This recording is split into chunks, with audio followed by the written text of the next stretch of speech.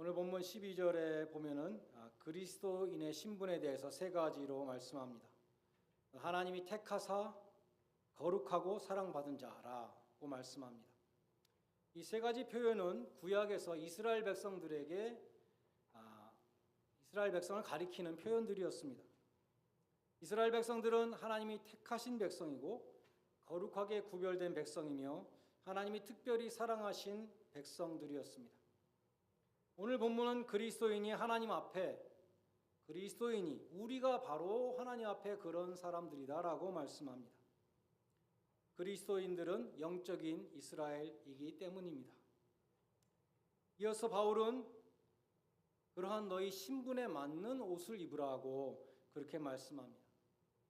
그 옷이 8가지나 나오는데 긍휼과 자비와 겸손과 온유와 오래 참음과 사랑과 용서입니다. 성령의 9가지 열매와 중복되는 그러한 단어들이 여러 개 있죠. 이 모든 것들은 예수님의 인격의 특성들입니다.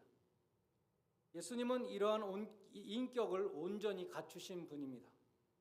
그래서 로마서 14장 14절에 보면 주 예수 그리스도로 옷 입으라. 이런 옷을 입으라. 다 한마디로 말하면 주 예수 그리스도로 옷 입으라. 이런 말씀이 되는 것입니다. 오늘은 예수님이 입으신 옷, 또 우리가 입어야 될 옷들 중에 용서의 옷에 대해서 2가지로 상고하고자 합니다. 첫째는 나 자신을 용서해야 된다는 것이고, 2번째는 다른 사람을 용서해야 한다는 것입니다. 먼저 13절에 보면 주께서 너희를 용서하셨다는 구절이 있습니다. 하나님은 여러분을 용서하셨습니다. 근데 혹시 여러분 가운데 자신을 용서하지 못하시는 분이 있으십니까? 하나님은 나를 용서하셨는데 내가 나를 용서하지 못하는 것이 죄책감입니다. 복음이 무엇입니까? 죄를 지은 사람은 이 세상에서 죄책감에 시달리고 죽은 다음에 또 지옥이라는 감옥에 가서 죄값을 치러야 되는데, 하나님이 죄인들을 불쌍히 여기시고 사랑하시사 예수님을 보내셔서 인류의 죄를 다 십자가 위에서 그 죄값을 치르게 하시고, 예수를 믿는 자에게는 누구나 사죄의 은총을 베풀어 주신다는 것이 복음입니다. 그러한 사죄의 확신이 있는 사람은 죄책감으로부터 해방이 됩니다. 그리스도인은 과거의 감옥에서 해방된 사람들입니다. 그런데 평생 교회를 다니면서도 사죄의 확신이 없다면 얼마나 불행한 신앙생활을 하는 것입니까? 설교를 준비하면서 제임스 페리쿠르라는 목사님의 설교를 읽었습니다. 그분의 설교를 좋은 부분이 있어서 일부 인용하겠습니다. 우리는 모두 과거에 이런저런 잘못이 있습니다. 우리의 잘못이 역사에 기록되어 TV에 나오지는 않겠지만 우리의 마음속에 기록되어 있습니다. 많은 사람들에게 실패는 가슴 아픈 기억입니다. 그것은 관계가 실패한 기억일지도 모릅니다. 당신은 잘못된 결정을 했을 수도 있고 말이나 행동을 잘못해서 관계가 끝났을지도 모릅니다. 여러분은 부모로서 자식에게 잘못한 것을 기억하고 있고 자식으로서 부모에게 잘못한 것을 알고 있으며 무엇보다도 자신에게 잘못한 것들도 있습니다. 하나님은 우리에게 과거의 실패에 머물지 말라고 말씀하십니다. 과거에 붙잡혀 있으면 하나님께서 우리 앞에 예비하신 그 미래로 나아갈 수 없습니다. 하나님의 도우심으로 과거의 실패를 잊겠다고 다짐하시기 바랍니다. 과거에 한 것이나 하지 않은 것이나 이런 것을 가지고 자신을 괴롭게 하지 마십시오. 과거의 실패의 사슬에 매이지 마십시오. 예수님은 용서하시기 위해서 십자가에서 죽으셨습니다. 우리가 그리스도인이 될 때에, 신자가 될 때에 그 용서가 우리 삶 속에 실제가 되는 것입니다. 우리가 그리스도의 용서를 받아들이면 우리 자신을 용서하고 과거의 실패를 잊을 수 있습니다. 오늘 이 아침에 예수님의 용서를 받아들이시고 자신을 용서하시기 바랍니다. 우리는 그처럼 제일 먼저 누구를 용서해야 되느냐? 자신을 용서해야 됩니다. 그리고 나아가서 다른 사람을 용서해야 하는 것입니다. 13절은 말씀합니다. 누가 누구에게든지 불만이 있거든 서로 용납하고 피차 용서하라. 불만이 있거든, 불만이란 단어가 NIV 보면 grievance라고 번역되었고 대부분의 다른 영어 성경들은 전부 다 complaint라고 번역했습니다. 저 사람은 도대체 왜 저럴까? 라고 컴플레인 하지 말고 서로 용납하라고 말씀합니다. 서로 맞지 않는 부분을 용납하라고 말씀합니다. 새로 목장을 개편하게 됩니다. 목장에서 함께 일을 하다 보면 또 내 마음에 들지 않는 사람들이 당연히 있겠죠. 컴플레인 하지 말고 서로 용납하라고 말씀합니다. 제가 교회에서 좀 말을 부드럽게 하시라고 여러 번 설교 시간에 광고 시간에 말씀드렸지만 사람은 좀처럼 변하지 않습니다. 모두가 공사 중이기 때문에 그렇습니다. Under construction. 성화돼 가는 과정이기 때문에 언젠가는 변할 것을 믿고 기다려 주어야 합니다. 또 제일 먼저 변해야 될 사람은 바로 나 자신이다. 다른 사람 컴플레인 하기 전에 자기 자신을 먼저 변해야 되는 것이죠. 13절은 그래서 먼저 용납하고 그 다음에 용서하라고 말씀합니다. 하나님의 자녀들끼리 서로 용서하라는 것입니다. 많은 사람들은 억울해서 용서를 못한다 그럽니다. 그러나 용서는 누구보다도 용서하는 자에게 복이 된다는 것을 기억할 필요가 있습니다. 용서하라는 명령에 순종하는 것은 억울한 일이 아니라 누구보다 나 자신에게 좋은 일입니다. 복음주의 신학자인 존 스타트 목사님은 Confess Your Sins라는 책에서 한 정신과 의사의 말을 인용합니다. 만약 정신병동에 있는 그 많은 환자들이 용서에 대한 확신을 갖게 된다면 나는 오늘 그 정신병원에 입원한 사람들의 절반을 퇴원시킬 수 있다. 많은 사람들이 막 괴로워하는 이유가 용서하지 못해서라는 것입니다. 용서하지 못하는 원한이 그처럼 막대한 심리적인 피해를 끼친다는 것입니다. 분노가 치밀어 올라서 마음과 생각이 정신적인 장애를 겪게 된다는 것입니다. 그리고 마음의 병은 육체의 병으로 나타납니다. 용서하지 못하고 되씹는 것은 상처가 아물지 못하도록 계속 상처기를 내는 것과 같습니다. 우리가 마땅히 누려야 할 기쁨과 행복까지도 파괴하는 행위입니다. 용서하지 못하는 사람의 영혼은 참으로 곤고합니다. 그 마음속에 용서하지 못하는 사람에 대한 그 미움과 저주가 가득합니다. 그러니까 그 마음이 얼마나 힘들겠습니까? 스스로 답답한 감옥에 갇혀서 신음하는 것입니다. 용서를 선언하고 마음속에서 그 사람을 떠나보내기만 한다면 그것이 바로 용서하는 자에게 임하는 자유와 해방이고 축복인 것입니다. 그럼에도 불구하고 대부분의 사람들이 용서의 축복을 누리지 못하고 있습니다. 용서하면 홀가분해지고 행복해진다는 것을 알면서도 용서를 못하고 있습니다. 짐을 벗어버리면 홀가분해진다는 것을 알지만 꾸역꾸역 짐을 지고 괴로워하고 있습니다. 용서는 그처럼 힘든 것이고 우리에게서 자연적으로 나오는 것이 아닙니다. 오늘 본문은 그처럼 미움과 증오로 신음하는 자들에게 기쁜 소식을 전하는 복음입니다. 자유를 얻을 수 있는 길을 제시하고 있기 때문입니다. 방법을 가르쳐주고 있습니다. 우리가 어떻게 다른 사람을 용서할 수 있는가? 오늘 본문은 말씀합니다. 다른 사람을 용서하고 내가 자유로운 사람이 되기 위해서는 먼저 내가 용서받은 사람이 되어야 한다는 것입니다. 내가 하나님으로부터 용서받았다는 이 사실을 깊이 깨달아야 한다는 것입니다. 성경 전체가 말씀하는 바는 하나님께 용서받은 자만이 진정으로 다른 사람을 용서할 수 있다는 것입니다. 하나님으로부터 1만 달란트의 빚을 탕감받은 사람이 자기에게 100데나리온 빚진 자를 용서하지 못한다면 하나님이 진노가 임한다고 말씀했습니다. 그래서 오늘 미국식으로 바꾸면은 6 빌리언을 탕감받은 사람이 밀리언이 아니고 빌리언입니다. 6 빌리언의 빚을 탕감받은 사람이 자기에게 10,000불 빚진 자의 빚을 용서하지 못한다고 한다면 예수님께서 말씀하시기를 하나님의 진노가 그 사람에게 임할 것이라 그랬습니다. 먼저 하나님으로부터 용서받은 그 사죄의 감격을 체험한 사람이 다른 사람을 용서할 수 있다는 것입니다.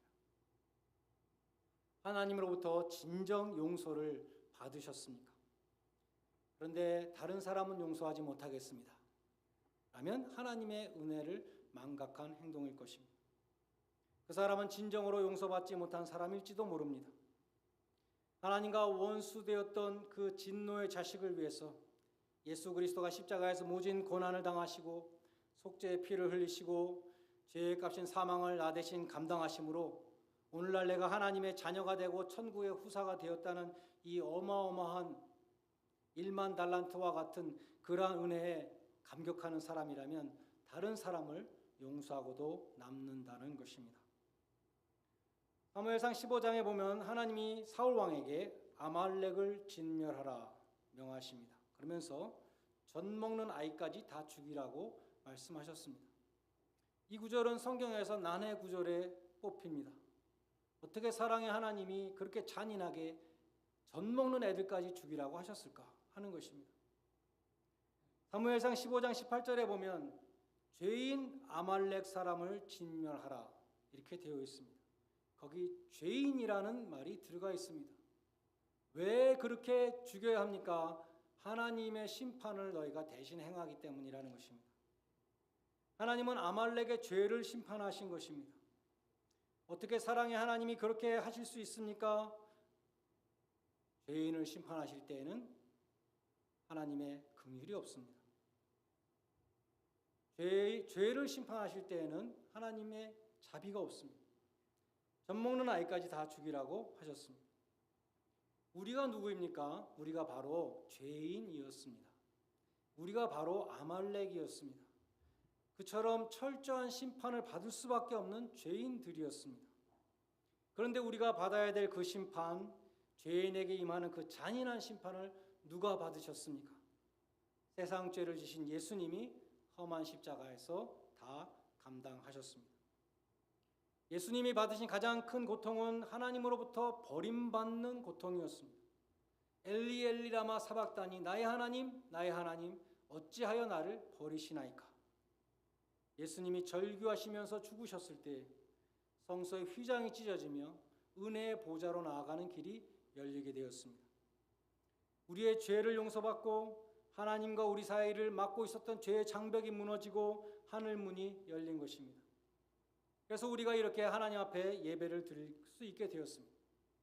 예수님은 말씀하시기를 형제와 화목하지 못하고 예배 드리고 나온 자들에게 예수님께서 말씀하셨습니다. 먼저 가서 형제와 화목하고 와서 그 다음에 예배를 드리라. 예수 그리스도의 십자가 속죄로 말미암아 하나님으로부터 엄청난 큰 죄를 용서받은 자가 형제의 죄를 용서하지 못한 그 상태로 그대로 와서 예배를 드린다면 하나님께서 그 예배를 받으시겠는가 하는 것입니다. 그런 예배는 안 받으신다는 것입니다. 먼저 하나님이 너의 죄를 용서해 주셨으므로 너도 먼저 형제를 용서하고 그 후에 하나님께 와서 예배를 드리라고 예수님은 가르쳐 주셨습니다. 존 퍼킨스 목사님에 대해서 알게 되었습니다. 1930년생이시니까 94세이신데 현재도 왕성하게 활동하는 흑인 민권 운동가이시고 베스트셀러의 작가시며 성경 교사이자 철학자이십니다. 이분은 초등학교 3학년 중퇴입니다. 너무나 가난한 미시시피의 시골에서 초등학교 3학년 다니다 말았는데 여러 기독교 대학에서 위튼 칼리지를 비롯해서 골든 칼리지 여러 기독교 학교에서 명예 박사학위를 여러 개 받았습니다. 또 베스트셀러를 많이 지으셨습니다. 그분이 1970년에 엄청나게 매를 맞은 사건이 있었습니다. 자기 친구가 민권 시위 운동을 하다가 감옥에 갇혔는데 그 친구의 보석을 신청하기 위해서 미시시피 브랜던으로 갔다가 경찰에게 체포돼서 투옥되었는데 감옥에서 백인 경찰관들로부터 무자비한 구타를 당했습니다. 자신이 어떻게 그 미시시피 감옥에서 구타를 당했는지 증언했는데 뱃속에 있는 태아처럼 이렇게 자기 자신을 보호하기 위해서 구부린 자세로 계속 맞았다는 것입니다. 발길질과 짓밟힘을 당했습니다. 술에 취한 경찰관들이 돌아가면서 발과 곤봉으로 계속 때렸고 그는 자기 피로 만들어진 웅덩이에서 버둥거렸습니다. 어떤 경찰관은 실탄이 없는 권총을 그의 머리에 대고 방아쇠를 당겼습니다. 다른 덩치 큰 경찰관은 그가 정신을 잃을 때까지 때렸습니다. 밤이 깊어가면서 상황이 더 나빠졌습니다. 그의 의식이 돌아오자 한 경찰관은 그의 목에 포크를 밀어넣었습니다. 그것은 야만적인 고문이었고 미워할 수 있는 정당한 근거였습니다. 그러나 존 퍼킨스는 당시에 일어난 일을 그의 자서전인 Let Justice Roll Down이라는 책에서 다음과 같이 증언했습니다. 내가 침대에 누워 있을 때에 성령께서 역사하셨다. 내 마음에 이미지가 생겼는데 십자가에 달린 주님의 모습이었다. 그 형상이 내 마음의 모든 것을 덮어버렸다. 이 예수님은 내가 겪은 순환을 아셨다. 그는 이해하셨고 공감하셨다. 그분 자신이 같은 일을 당하셨기 때문이다. 그는 하늘의 하나님으로부터 복음을 직접 갖고 오신 분으로서 자신이 전파하신 그대로 사신 분이었다. 그러나 그분은 체포되어 거짓으로 고소를 당하셨다. 나처럼 불의한 재판을 받으셨다. 그리고 폭력적인 군중들로부터 매를 맞으셨다. 그러나 거기서 그친 것이 아니라 거친 나무 기둥에 못 박혀 죽으셨다. 죄인으로 사형을 당하셨다. 결정적인 순간에 예수님은 하나님으로부터 버림받는 것처럼 보였다. 그분은 버림받는 고통이 너무나 커서 번뇌하며 부르짖으셨다. 그는 죽어가고 있으셨다. 그러나 그분은 자신을 죽이는 무리를 바라보시면서 미워하지 않으셨다. 그분은 그들을 사랑하셨다. 아버지여 저들을 사하여 주옵소서. 자기가 하는 일을 알지 못함이니이다. 원수들은 주님을 미워했지만 주님은 용서하셨다. 나는 그것을 잊을 수가 없다. 그것은 심오하고 신비한 진리였다. 곧 예수님의 사랑이 미움보다 강하다는 것이다. 나는 사랑이 승리하는 것을 죽을 때까지 못 볼지도 모른다. 그러나 나는 사랑의 승리가 진리임을 안다. 그것은 나에게 일어난 일이었기 때문이다. 멍들고 찢어진 상처가 가득했던 그 침대에서 하나님은 나에게 사랑의 승리를 주셨다. 하나님은 내 미움을 씻으시고 그 자리에 미시시피 시골의 그 백인 경찰관들에 대한 사랑을 심어주셨다. 나는 다시 힘을 얻었다. 이전보다 더 강해졌다. 미움은 나를 파괴하지 못했고 사랑은 나를 강하게 했다. 나는 그 진리를 안다. 나에게 일어난 일이기 때문이다. 존 퍼킨스 목사님은 감옥에서 두들겨 맞으면서 신비한 체험을 한 것이죠. 예수님의 십자가를 바라보게 되었다는 것입니다. 그 십자가의 사랑의 그 힘이 미움보다 더 강하다는 것을 체험했던 것입니다. 진짜로 용서가 되었던 것입니다. 우리도 용서하기 힘들다면 십자가를 바라보아야 합니다. 주님의 그 큰 용서를 우리도 기억해야 합니다. 성경이 말씀하는 천국에는 종말적인 천국과 현재적인 천국이 있습니다. 우리가 죽어서 가는 천국에는 용서받은 사람들이 갑니다. 용서받지 못한 죄인은 못 가죠. 하나님 앞에 죄인은 쓸 수 없기 때문에 용서를 받아야만 갈 수 있는 곳이 우리가 앞으로 들어갈 천국입니다. 그러나 현재적인 천국은 용서가 있는 곳에 이루어집니다. 용서하는 사람들이 모여 있는 곳이 천국입니다. 용서를 통해서 여러분의 마음에 먼저 천국이 임하시기를 바랍니다. 진정한 용서를 통해서 여러분의 가정에 천국이 임하시기를 바랍니다. 여러분의 용서를 통해서 우리 교회에 진정 천국의 평강이 임하시기를 주님의 이름으로 간절히 축원드립니다. 기도하시겠습니다. 사랑의 주님, 주님께서는 천국은 용서받은 자들의 나라일 뿐만 아니라 용서하는 자들이 모인 곳임을 가르쳐 주셨습니다. 이 시간 용서하지 못하는 마음, 억울한 마음, 원망에 사로잡힌 마음들이 있다면 주님께서 자유케 하여 주시옵소서. 자기 몸에 대못을 박는 사람들을 위해서 기도하시고 용서하셨던 그 주님을 따르는 진정한 크리스찬들이 되게 하여 주시옵소서. 저희들에게 속죄의 기쁨뿐만이 아니라 용서하는 자에게 주시는 천국의 평강을 허락하여 주시옵소서. 그래서 내가 속한 모든 공동체에 천국이 임하게 하여 주시옵소서. 예수님의 이름으로 기도드리옵나이다. 아멘. 찬송가